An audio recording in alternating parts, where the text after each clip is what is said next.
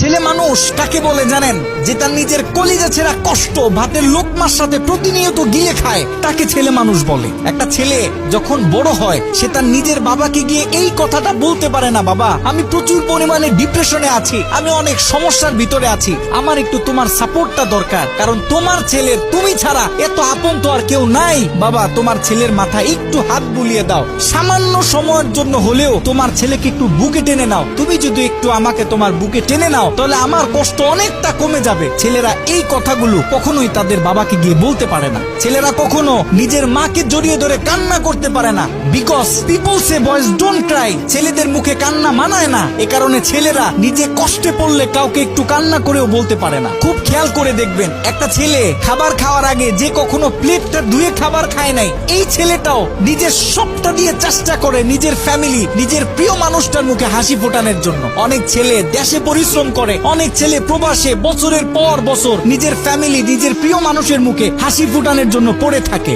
দিন শেষে ছেলেদের মুখে হাসি ফোটানোর মতো কাউকে পাওয়া যায় না। আমি মনে করি boys are the best actor in the world. এই পৃথিবীতে ছেলেরা হচ্ছে সব থেকে বড় অভিনেতা, কারণ ছেলেরা নিজেদের বুকে হাজারো লক্ষ কষ্ট পুঁতে রেখেও মুখে হাসি নিয়ে চলে, কারণ সে জানে আজকে আমি যদি ভেঙে পড়ি তাহলে আমার পুরো ফ্যামিলিটা অস্তিত্বহীন হয়ে যাবে।